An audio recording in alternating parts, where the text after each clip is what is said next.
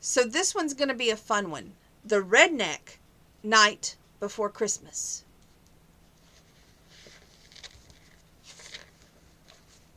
It was the night before Christmas when all through the trailer park, not even a pop top was poppin', and not even Old Blue barked.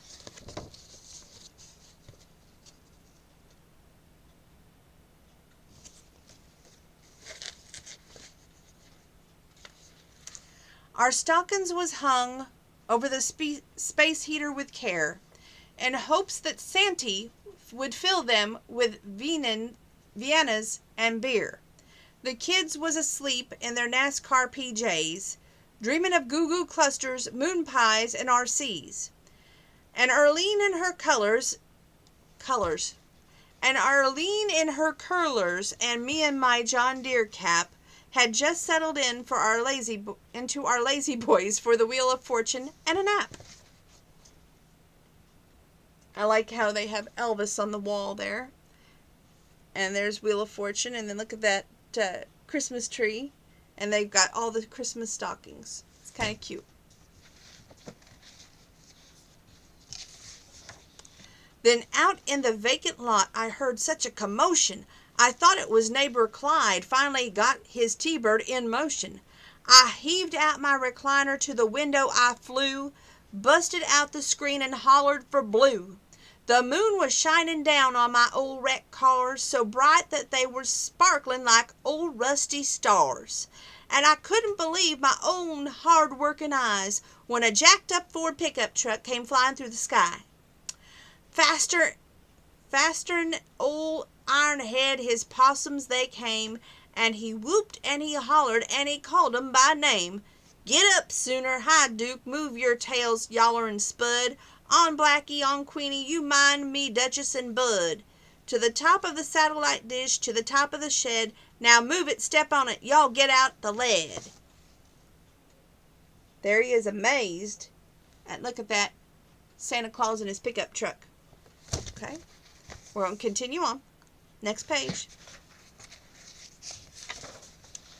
You know how on our road when a car goes by, there's all the dirt flies up into the sky?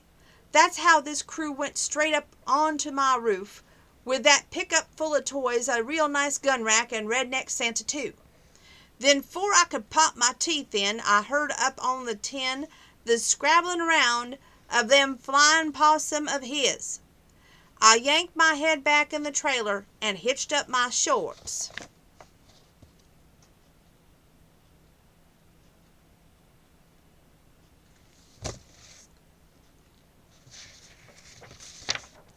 Down the dryer vent redneck Santa came with a grunt and a snort. He was dressed in red and green camo from his neck to his feet, and I had to give him credit, he still had most of his teeth. Looked like the stuff from Earlene's yard sale slung on his back. There were fly swatters and Tupperware and 8-tracks sticking out of his pack. His eyes took in our humble home, the furniture we bought on layaway in town.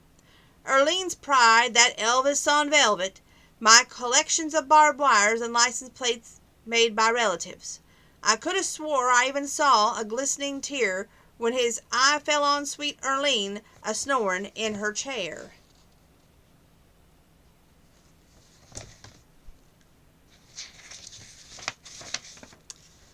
He kindly favored Hank Jr. with a big round belly that shook when he laughed like a blob of KY jelly. Yep, he was fat all right, blocked out our whole large screen TV. And I had to laugh when I saw him 'cause he looked just like me.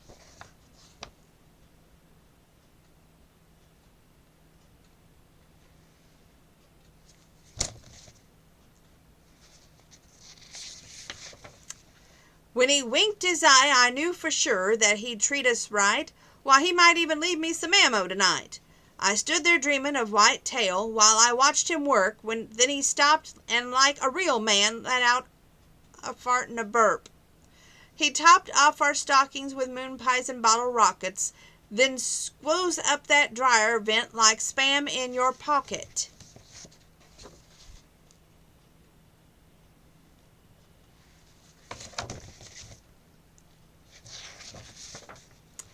He jumped in his pickup, laid down on his horn. That can't be right. Hold on. I think we missed a page. I guess not.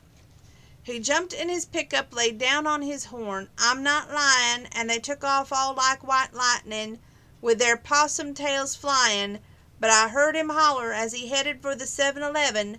Merry Christmas to all, and may all rednecks go to heaven.